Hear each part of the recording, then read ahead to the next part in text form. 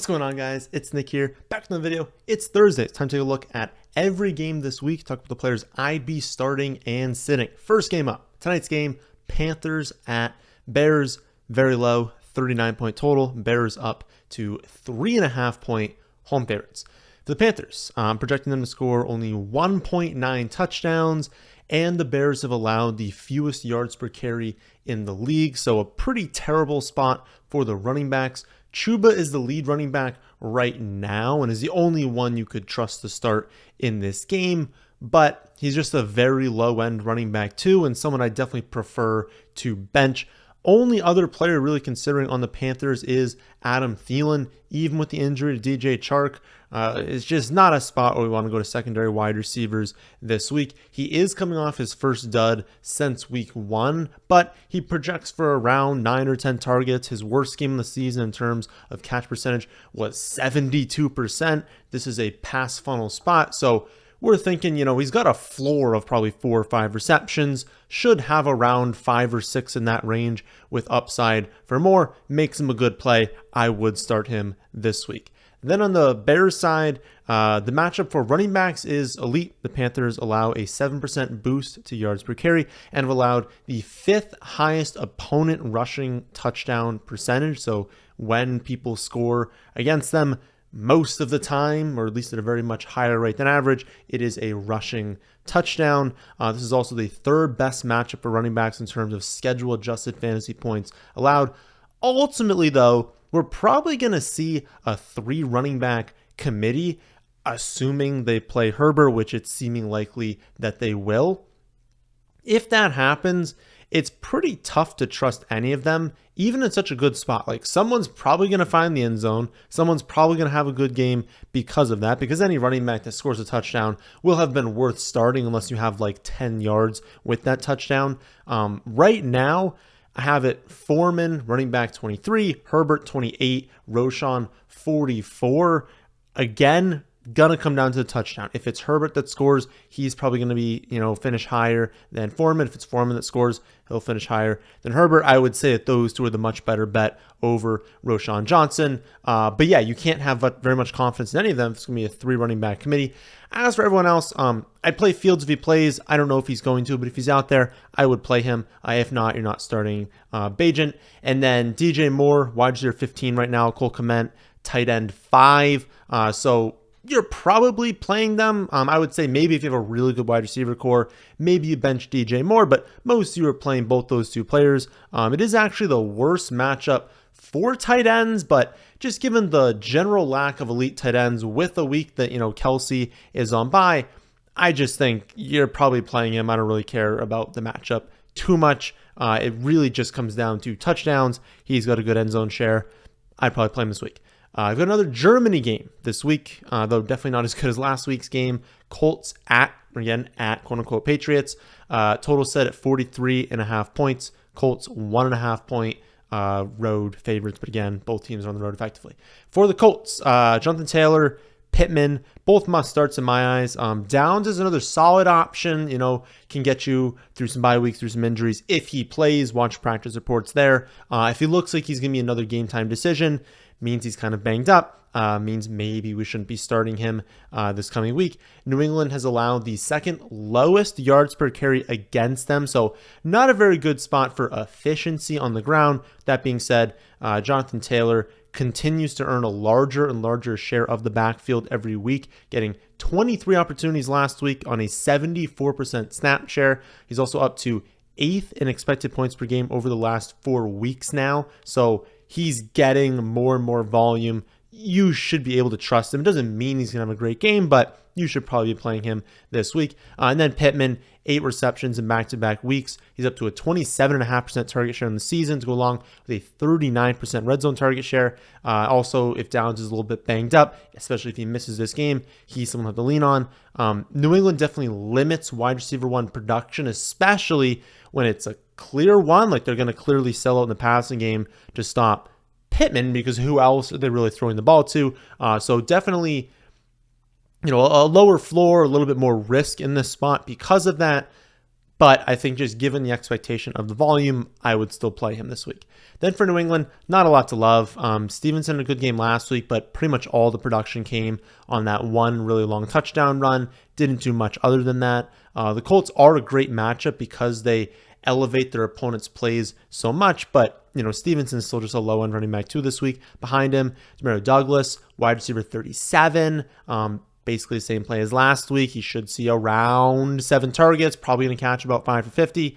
You're hoping for a score on top of that. So if you need like 10 points in full PPR, go for it. But again, no significant upside for Douglas, but a pretty good floor in general. And then Hunter Henry, find the stream at tight end. You're going to need a touchdown there, obviously. That's the case with every tight end. And he's someone that, they're going to run the ball in the red zone, but it's going to be him and Douglas. They're like the 2 players are going to kind of focus on in the red zone. And so he still has the best chance of scoring among the pass catchers. The 1 o'clock games kick off with Packers at Steelers. Another low, 39-point total. Steelers 3-point home favorites. For the Packers, Aaron Jones, he set a season high in snap percentage for the 2nd straight week. So he's getting more and more touches. More opportunity. Definitely got more touches this last week, but the opportunity is growing. They said they're going to, I don't know the exact phrasing they said. They're going to cut him loose. They're going to, let him go last week. And it happened, right? They didn't lie to us. 26 opportunities. His best in a game leading up to that was 13. So he doubled his best opportunities before that. Of course, we knew, we didn't know he'd going to double, but we knew the touches were coming because he'd been limited all season. Gets hurt in week 1, misses more time after that. And then he's limited when he returns, suffers like a setback from the injury. Like, it was tough. Last week was kind of the first time he was fully healthy. And again, 26 opportunities. It's a positive matchup with the Steelers. I'd play him as a high upside running back 2. I'd be surprised if you're benching him this week. Behind that, though, appeal really drops off for the Packers. Love is a very low upside streaming option. Christian Watson has the talent, should have the opportunity, but hasn't really been able to put it all together this season, kind of because of Jordan Love. And then no one else just gets enough volume to be a viable play. You can play Luke Musgrave at tight end if you need a streaming option, but he had the touchdown last week. He's someone that I really like long-term. For right now, he's kind of like a low ceiling play. You're really hoping he hits for last week, which is only like around 50 and a touchdown. Most weeks he's probably going to have like 2 for 40. So if you're cool with that, okay. But it's not like he's in a great spot or anything. It really just is like play Aaron Jones. If you need a boom bust option in the flex, use Watson. If you need that streaming option, use Musgrave. But no one's that appealing in this spot. Then for the Steelers, Deontay Johnson has been dominating the target share since returning. That's really hurt the floor of Pickens, which we saw last week. Of course, he comes within like a centimeter of scoring a touchdown, which would have obviously helped his day. He definitely should have scored that touchdown. But regardless, like the target share is definitely lower with Deontay back. Deontay is a quality wide receiver too. I think most people, especially in full PPR, are playing Deontay Johnson. At worst, I mean, he's a good play. He's a good flex play. Like if he stays healthy, you just know Deontay is going out there and getting like 8 to 10 targets. And while the ceiling isn't amazing, he finally scored last week. Maybe that can get things going, but he's like a quality wide receiver too. He's not going to lose you the week. And he does have upside. If he can get to 8 for 100, that's still a really good game, even without a score. But yeah, on average, he's probably going to have like 6 for 60, which is still pretty decent and has room for upside from there. Then, Najee, Warren, fine. Low-end running back 2s. No one really stands out in Pittsburgh either. It's not a great game. I could see plays being really down in this one, scoring being down. I mean, the total is very low. Green Bay is just not it's not really a matchup where anyone stands out, right? It's not like they get destroyed to one position and, hold off production from another. They're just kind of a tough one all around, and so could really cap the upside in this game. So again, play Deontay at wide receiver 2, especially in full PPR. Use Najee and Warren if you have to at running back 2. Use Pickens if you have to at wide receiver 3 as an upside play, but I'm not really expecting a big game from anyone here, really on either side of this game. Steelers at Vikings is up next. 41.5 point total, which is becoming the new average, basically. Saints 3 or 2.5 point road favorites. For the Saints, Kamara is the only must play, but I would call Olave, Taysom Hill, really strong plays. Juwan Johnson, viable in deeper formats if you really need that tight end. Doesn't really have a ceiling, but is someone they want to use this season, especially in the red zone. We talked in depth about Taysom Hill during the waiver wire video, but just to kind of rehash that, the role is increasing. And when you look at per touches for him, they're strong touches, right? When he gets these carries, they come between the 20s at times, but a lot of them come near the end zone. So they're very valuable touches. He's going to project for around 5 or 6 carries, around 2 or 3 targets. He's probably going to have a pass attempt. And if he doesn't score, even in a full PPR league, he's probably only getting you 5 or 6 points. But he's got a really good chance of scoring. He grades out as a tight end 11 this week. Just given where those targets, where those carries come on the field, he's a pretty good play and a pretty high upside play, and at a position where there's not very much upside. Totally fine if you had to play him this week.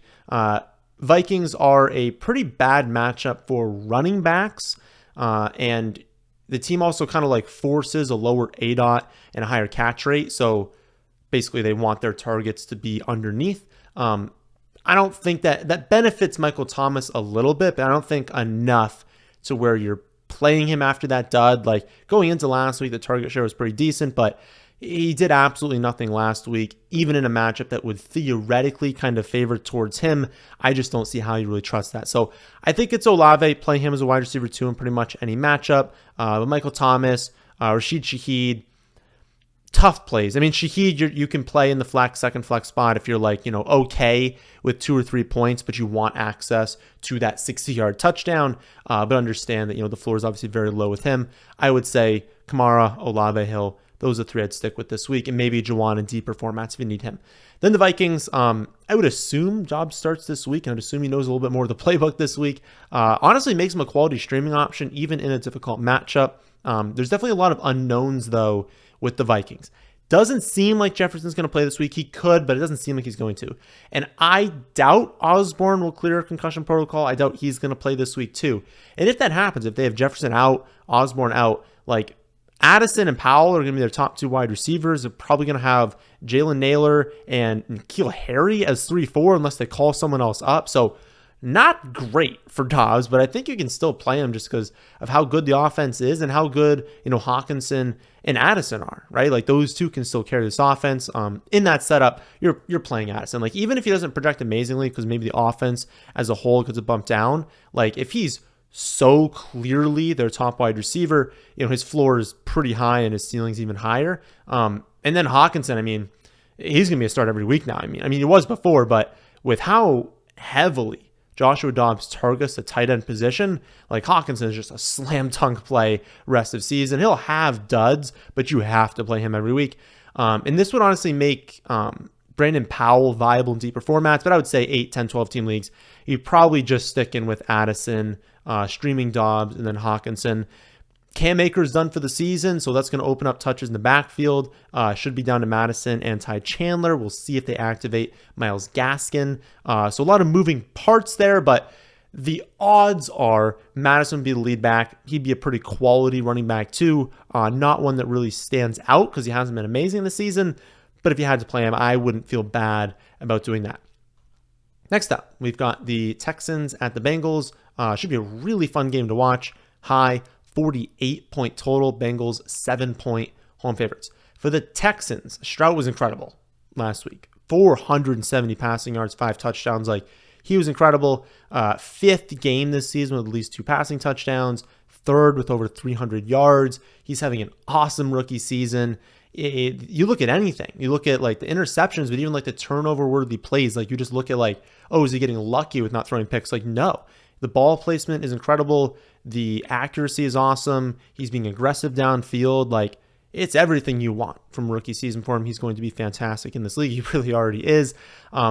Given how much we expect the Texans to throw the ball this week, he's a quarterback 1. Like if you have CJ Stroud, you're playing him this week. And that kind of flows through the pass catches, right? You don't have to play all of them, but Nico Collins, Tank Dell, they're going to grade out as quality wide receiver 2s this week. Dalton Schultz is a tight end 1. I don't know if I said tight end for the wide receivers. Obviously, the wide receivers are wide receivers, but Nico Collins, Tank Dell, great plays. Dalton Schultz, great play. Don't expect last week to happen again, right? He's probably not going to have another game this season where he has 470 and 5 touchdowns, but they're still very, very good plays. Noah Brown, a bit more thin, only my wide receiver 44 right now. I know he had a great game last week. A lot of it came on that one big play. He doesn't have enough consistent volumes where I'd really want to be starting him this week. Then for the running backs, we'll see if Pierce can play. I think before I recorded this on Wednesday. He did not practice on Wednesday, so I don't know what's going to happen the rest of the week. We will see. If he's active, you're probably benching both of them. But if he misses again, Singletary would be a fine. Running back 2, tough last week because it was like a trailing script, and he dominated the running back touches, but there just weren't very many running back touches. Could happen again this week because they're playing, at the Bengals, but he'd be like a fine play. Wouldn't be someone you have to play, though. Then for the Bengals, Burrow, Mixon, Chase, Higgins, all must starts. It's a great matchup for rushing touchdowns. Everybody scores a rushing touchdown against the Texans. So definitely a good spot for Joe Mixon out there. He's not going to be efficient on the ground most likely, but he's probably going to score a touchdown. So a little bit more of a boom-bust play, but, if he's going to score a touchdown, the boom is definitely possible. Watch the status of Jamar Chase. I'm sure he'll be fine, but watch his status, I guess. If he ends up being out, obviously everyone gets a bump, but I'm pretty sure Jamar Chase is going to play this week. If he does play again, play him, still play T. Higgins. It's not an amazing spot. The Texans still have a good defense, but it's one of the best games of the week. It's got, a very, very high ceiling as we saw in the game last week. So I would just play all the starters for the Bengals. Browns at Ravens is up next. This game has a very low 37.5 point total. Ravens 6-point home favorites. For the Browns, nothing stands out. The Ravens are the worst matchup you can get this season. Everyone you ever project against them grades out very poorly. Njoku, tight end 15. Jerome Ford, running back 27. Amari Cooper, wide receiver 30. These players have upside because they're the best players on the team, and if the volume really flows through them, they can get going. But if you wanted to bench all three I just mentioned and everyone else, totally fine doing that. Just at Baltimore is just such a tough place. Then for the Ravens, Browns are also a difficult matchup, not as difficult as Baltimore, but still, very tough matchup, and that's why the, total in this game is so low. You're starting Lamar, you're starting Andrews every week. Don't care who they're playing. Just temper expectations this week. I don't think I'd play anyone else on this team, though. Like, Gus is my running back 31, Keaton Mitchell, running back 47, Zay Flowers, wide receiver 38. If you're desperate, if you have to play these guys, it is fine. Matchup's tough. I just really would not want to play them this week. Next up, we've got Titans at Bucs. Another low total, 38.5 points. Bucs, 1-point home favorites. The Titans, you're really only looking at Henry and Hopkins. I only have the Titans projected to score 1.6 touchdowns, so not really expecting a lot from them. But, these two players have such a massive share of the team's volume that they're always viable. Henry, running back 14, Hopkins, wide receiver 9. Next best plays are Spears at running back 36, Okonkwo, tight end 17. If you had to, sure, I wouldn't want to play either one this week. Then for the Bucs, Rachaad White finally scored last week. Again, everyone scores against the Texans. Worst matchup, obviously, but he's 10th in expected points per game over the last month. 10th most featured running back in the NFL, getting 75% of the Bucs running back volume. Problem is, the Bucs are the 5th worst backfield in terms of total expected running back fantasy points. And so volume-based running back too, definitely better in full PPR. It's just tough when, this backfield doesn't get that many great looks. And so even if he's getting a ton of touches, these are not very many high value touches. And so volume-based too, you wish he was on a better team, but he is not, or at least a better rushing offense, we'll say, because the Bucs are still okay. Then Godwin, Evans, weekly wide receiver 2s as well. Evans was a yard away from his 3rd straight game with a touchdown last week. I think it would have been his 6th game scoring a touchdown this season. So definitely a play that, finds the end zone more often than not. So definitely a good play most weeks. And then Godwin, he struggled this year, but the volume's been there. And you would think that Evans is dominating the red zone targets, but Godwin has more red zone targets and more targets inside the 10-yard line than Mike Evans. He's just not really converting them. I think positive regression is coming for him soon. And so I would still play him at wide receiver 2. And then lastly, Cade Otton had a great game last week, 2 touchdowns. He's playing 97 to 100% of the snaps every week. But He's still, not a high target share player. He's going to need those touchdowns. Only game over 43 receiving yards on the season last week. And this is the third worst matchup for opposing tight ends. And so definitely a low end option this week. Final 1 o'clock game is going to be 49ers at Jaguars. 46-point total. 49ers 3-point road favorites. For the 49ers, start their studs when healthy. That means all of McCaffrey, Ayuk, Kittle, Debo, all strong plays this week. Debo should be good to go. I watched practice reports, but I'm pretty sure he's going to play this week. They're coming off of their bye. He's had plenty of time to recover. I wouldn't worry too much about his health. If he does return, it's definitely going to help Purdy just having one more weapon on the field. Purdy's the same as always. He's a very high floor play, very low ceiling play. He doesn't really go out there and get 350 and 4 touchdowns, which isn't the end of the world. Just know that, he's very, very likely basically to be in that like 15 to 19 fantasy point range and much less likely to be at 27, 28. So if you need that ceiling, you probably want to go with someone else. But on average, still grades out as a quarterback 10 this week. So he is a good streaming option. Toughest call, I think, is Debo. Like you knew you were starting McCaffrey, Kittle, right? And you knew that Purdy was a fine streaming option. Debo is the toughest call. Right now, he's grading out as a wide receiver 22, given that he gets some carries, given that, he's still a very explosive player. And so even if he's not going to project for very many touches, when he gets it, those touches are very high value, and he still has a good chance of scoring a touchdown. Watch practice reports, but I think he's a wide receiver too. I think I'd play him if I had him this week. Then for the Jaguars, ETN, Ingram, must starts. Ridley and Kirk grade out more as flex options this week. Lawrence, my quarterback 13, so definitely fine to play. Those three in particular are going to feel really gross. You're going to look and be like, oh, the game's against San Fran, they're a great defense. Maybe I should bench them. They're actually a slightly positive matchup for wide receivers. They really limit yards per reception, but they allow an above average catch rate. So we should see some targets for these two. We should see at least one of them find success, and the matchup isn't super negative all around. So not a good spot. Not one where I expect, 303 touchdowns from Trevor Lawrence for both Ridley and Kirk to get 100, right? We would like the Jaguars to score in the upper 20s. They're implied to score 21.75 this week. So it's not a good spot again. But they're coming off bye. They're playing at home. They're still a good team. There's still things to like about this team. And there's definitely a chance that you throw them in the flex and they have a big play. So I think flex. I don't think wide receiver 2. I think they're more boom bust. But if you had them and you were like, man, it's this player or like someone like Demario Douglas, right?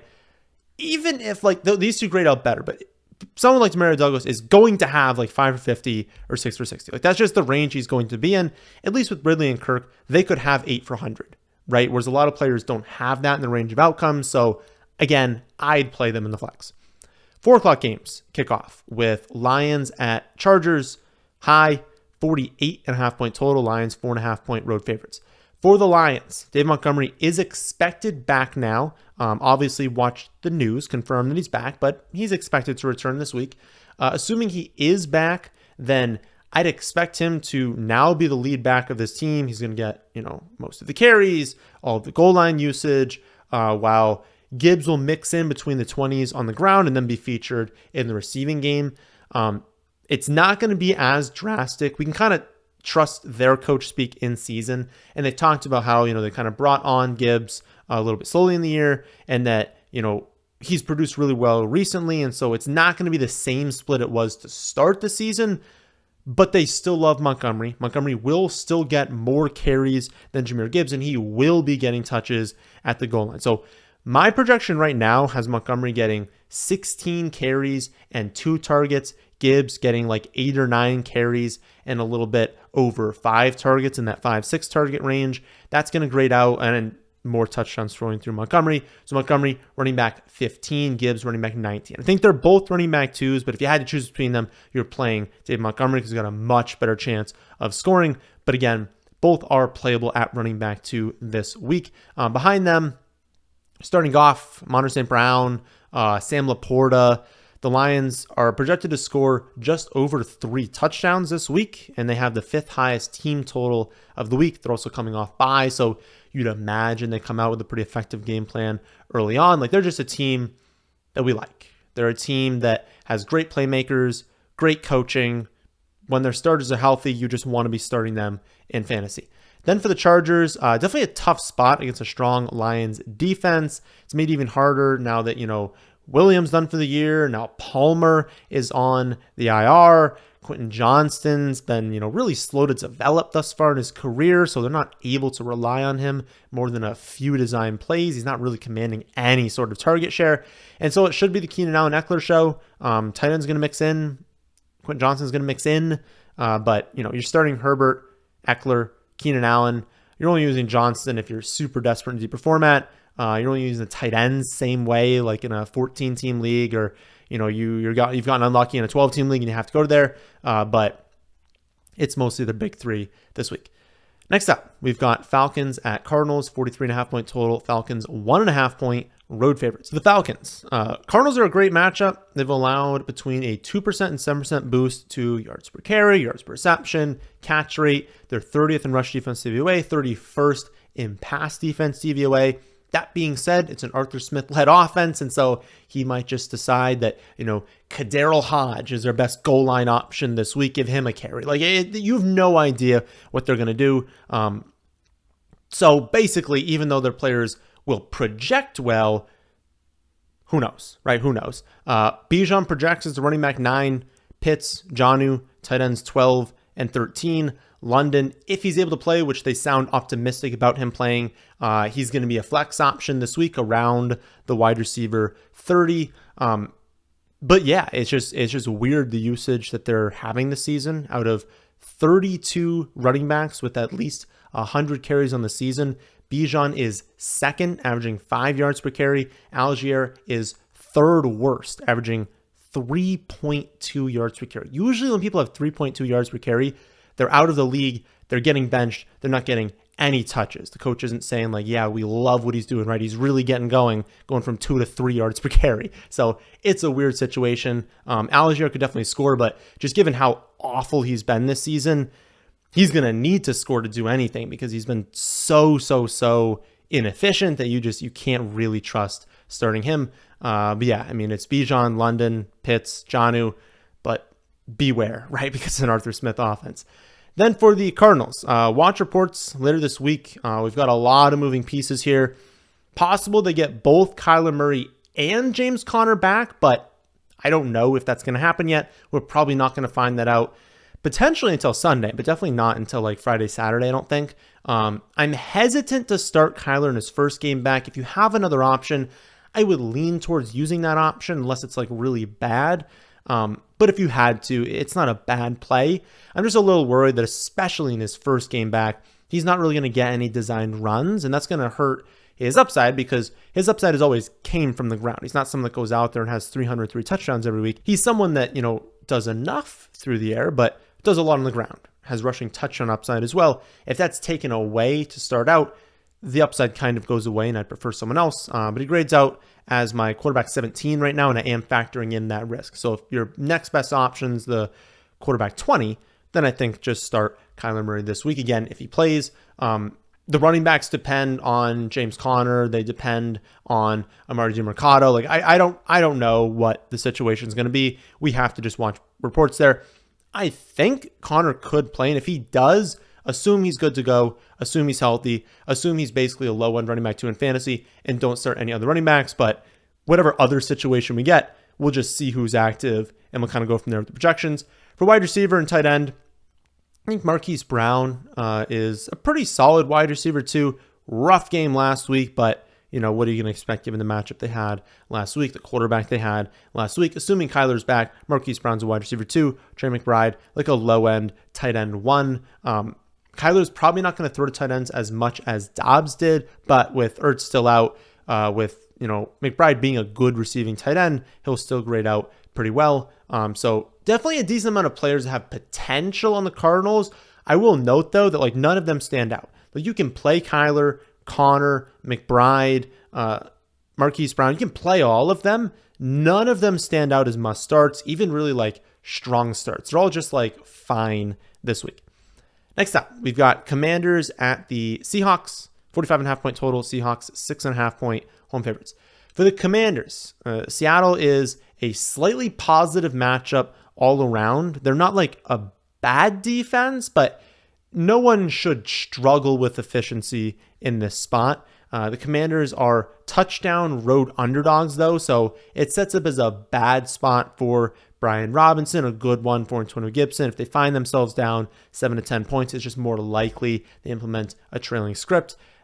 You can definitely play Brian Robinson and hope the game is closer, hope he scores a touchdown, but it's a low-end play. I still would not play Antonio Gibson, though. Best plays are Terry McLaurin, Jahan Dotson. Sam Howell is perfectly fine to stream, but it's sort of like the Cardinals. Perfectly fine to stream is like kind of how I would categorize it, right?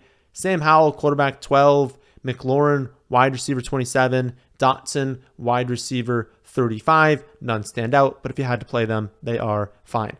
On to the Seattle side, great matchup, especially for wide receivers and quarterbacks. Geno, Metcalf, Lockett, all must starts. Get him into your starting lineup. You could play JSN. I actually have to play JSN in a league this week in my second flex spot.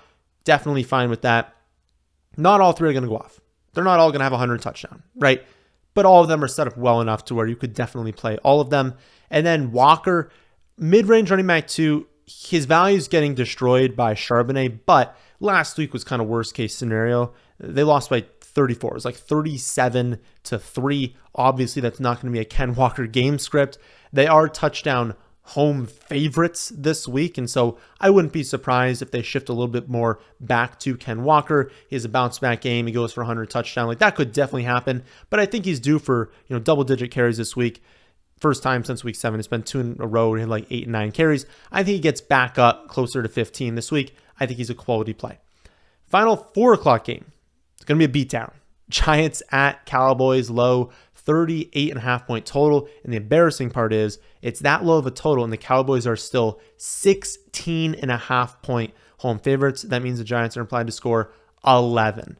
That has to be the lowest of the season. It is embarrassing. I have them projected to score 1.1 offensive touchdowns. That is the lowest mark of the season. That is embarrassing. Saquon is the only player you can even consider on that side of the ball. And despite his incredible opportunity share, still just a running back 10 this week. On the Dallas side, if this isn't the week Pollard finds the end zone, then it really just might not happen for him. Like Dallas should be in a positive game script from the first drive. Like really early, they should very much understand that like if they don't screw up, they're going to destroy in this game. That should have them leaning a little bit more run heavy, especially when they get into the red zone. I have to imagine he scores. I would say all of Dak, Pollard, Lamb, must starts. Ferguson is a strong start thanks to his red zone role.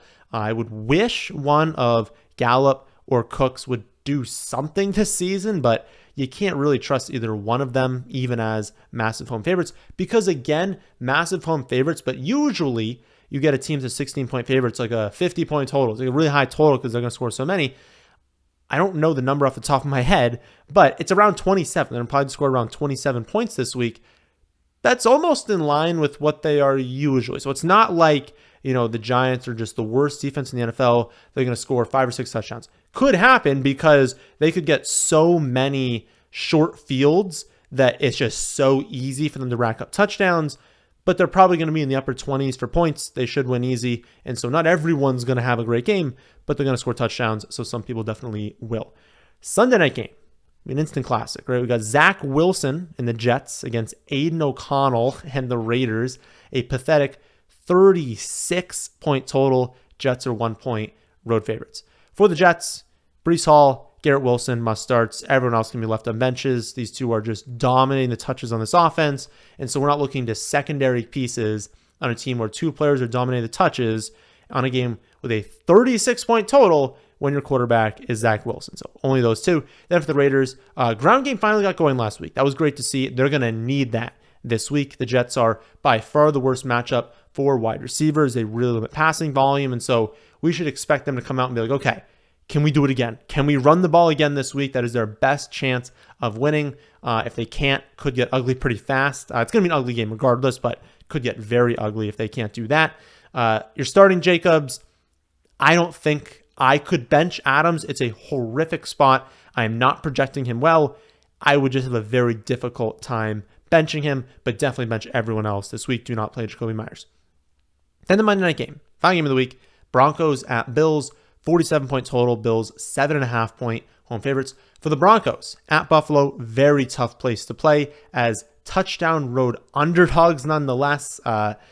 It's just tough when you get into obvious passing situations. That crowd gets super loud. They're able to just know you're passing, just send everyone at you. Like, it could definitely get out of hand this week.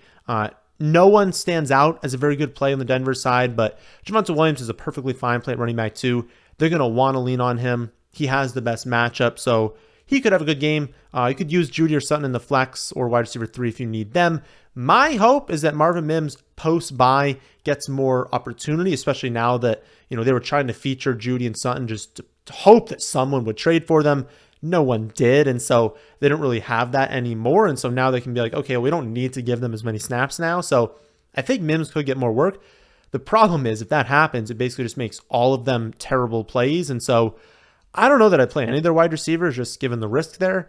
I would probably just stick to Javonte Williams on the Denver side.